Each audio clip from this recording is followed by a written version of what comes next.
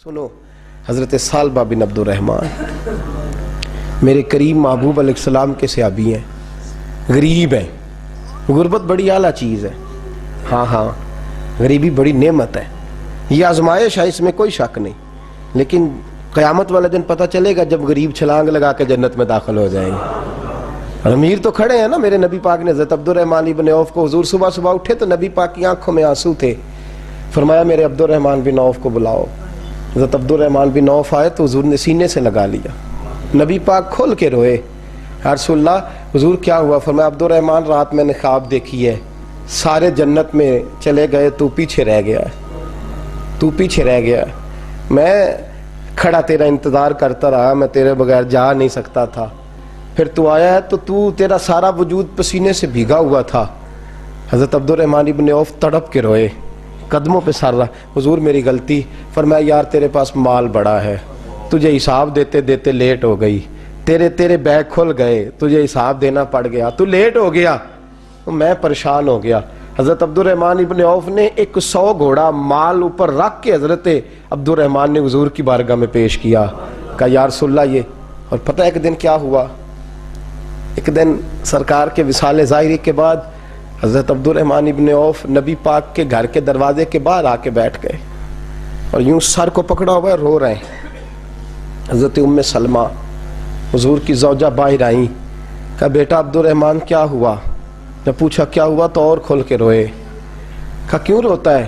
कहा अम्मा जी जब तक मेरे महबूब हयात ज़ाहिरी में थे मुझे बताते थे ये माल ना कमा, ये कम। मैं हुजूर से बात करता था तो हुजूर रोक देते थे। अब मुझे ज़ाहिरन बताने वाला कोई नहीं, माल के ढेर लग गए हैं। आज हिसाब करने बैठा हूँ तो हिसाब नहीं हो रहा। सोचता हूँ अगर मैं फंस गया तो मुझे कौन उससे बचाएगा? आप महबूब की ज़ौजा है, मेरी माँ है, मैं आपके पास आया हूँ। अम्मा जी मुझे बताएं मैं क्या करूँ? तो हज़रत उम्मे सलमा भी रो पड़ी, कहने लगे महबूब थे, मैं कहाँ उनकी तर्जमानी कर सकती हूँ, मैं नबी पाक की तर्जमानी कैसे करूँ? अम्मा जी खुदा वास्ते मुझे कोई हुक्म दे दे, मुझे लगता है अब्दुर्रहमान बर्बाद हो जाएगा, हलाक हो जाएगा, खुदा रहा मुझे कुछ बता दे। इतना सारा माल है, मैं कहाँ इसका हिसाब दूंगा, मेहरबानी फरमाएं, ये तजारतें मेरे गले पड़ रही हैं। हजरत उम्मे सलमा की जब मिन्नत की तो फरमाने लगी जा बेटे आधा खैरात कर दे। कितना? 2.5% नहीं, कितने फीसद है? 50%, 50%। हजरत अब्दुर्रहमान इब्न औफ गए और 50% खैरात कर क्या कहने लगे अम्मा मैंने 50% दे दिए, मैं बच जाऊंगा ना, मैं बच जाऊंगा, मैं दे आया हूं आधा। तो हजरत उम्मे सलमा फरमाने लगी मैं नबी पाक की बारगाह में सिफारिश करूंगी तेरी, और नबी पाक अल्लाह की बारगाह में सिफारिश करेंगे सल्लल्लाहु अलैहि वसल्लम। हजरत सालबा बिन अब्दुर्रहमान, हुजूर दुआ कर दें, गरीबी है। मेरे नबी पाक ने फरमाया तुझी इस हाल में है, बेहतर है। करते हैं हुजूर नहीं दुआ कर दें। फरमाया तुझी साल में अब। तीसरी दफ़ा फिर आ गए, हुजूर ने दुआ कर दी। 4 बकरियां थीं, चंद महीने गुजरे, कुछ तजारत शुरू की, छोटे मोटा लेन देन शुरू किया तो 40 हो गई। कुछ वक्त और गुजरा तो रेवड़ बन गया, फिर गायें भी आ गईं, फिर ऊँट भी आ गए, फिर लाइनें लग गई। फिर हर वक्त हुजूर के करीब बैठने को दिल करता था। अब लेन देन के मामलात थे, अब ज़रा तबीयत थोड़ी पीछे हटने लगी, थोड़ा दिल पीछे हटने लगा। पहले 5 नमाजें मस्जिद में, फिर जोर असर की छुट्टी, मेरी तरफ देखो और देखो मैं क्या अर्ज कर रहा हूं। फिर जोर असर गई, फिर कुछ वक्त गुजरा तो मगरब भी गई, फिर इतनी बड़ी हवेली कोई नहीं। फिर बाहर जाके मदीने से डेरा लगा लिया, जुमे के जुमे आते। ज़कात का हुक्म आ गया 2 हिजरी में। हजरत अबू हुरैरा रदी अल्लाह तआला अन्हु अमीर ज़कात मुकर्रर हुए। 5 ऊँटों पर 1 बकरी, ये ज़कात ठहरी। अब जब गए ना, ऊँट गिने और बकरियां गिनने लगे। ओहो 1 करोड़ पे 2.5 लाख किसने दिया था? दुआ किसने फरमाई?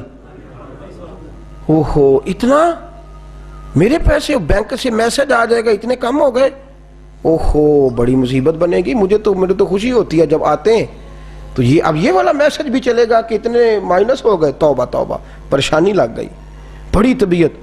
इनकार नहीं किया, कहने लगे हुजूर से जाके अर्ज करना मैं खुद आऊँगा, और जहाँ महबूबियत हो वहाँ इतने लफ्ज़ भी बेअदबी हैं, वहाँ ठहर जाओ, सोचता हूँ समझता हूँ, غور کرتا ہوں یہ جملے بھی وہاں توہین ہوتے ہیں، محبوب ہو اور وہاں انسان سوچ سمجھ کی بات کرے.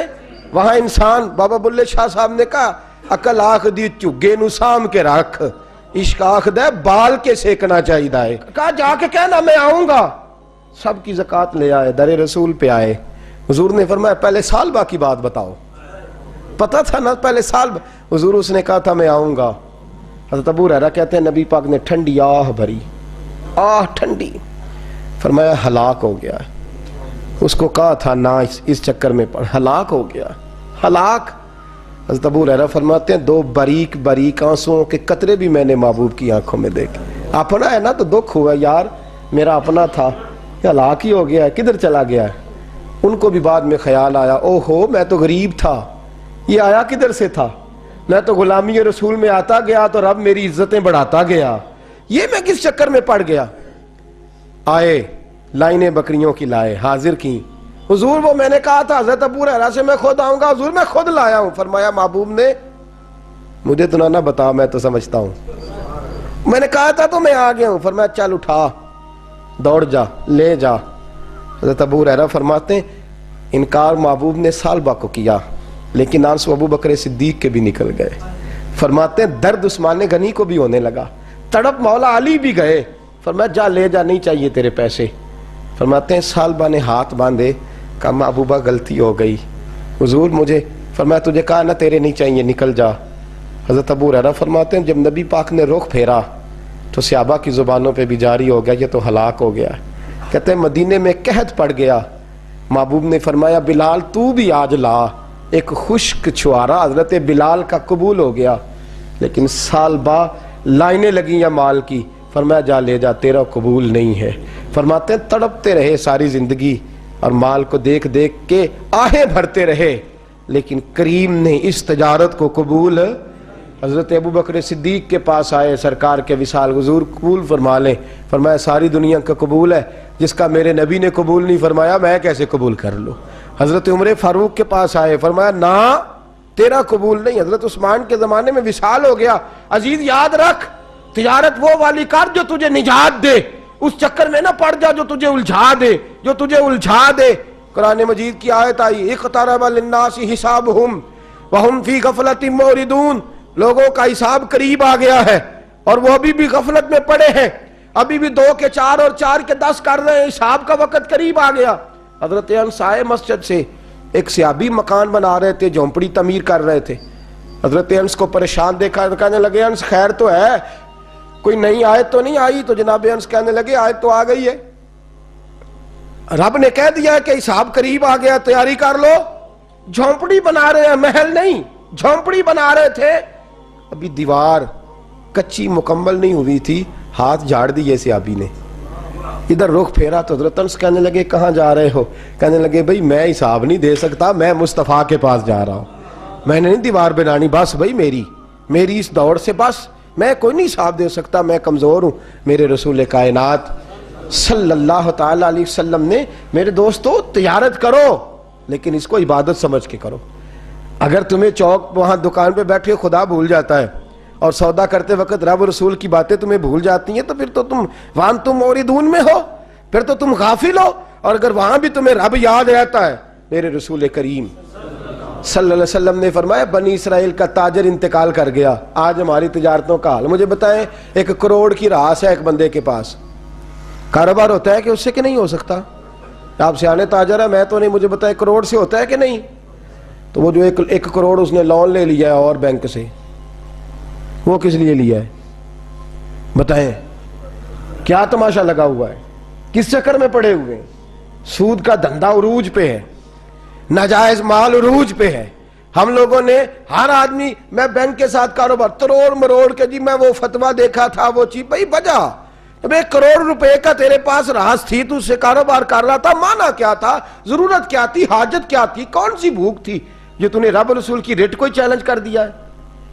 تو سود جیسی لعنت میں گرفتار ہو گیا. میرے نبی کریم صلی اللہ علیہ وسلم نے فرمایا 70 مرتبہ ماں سے زنا کرنے والا برا نہیں، اتنا برا نہیں جتنا 1 لقمہ سود کا لینے والا برا ہے.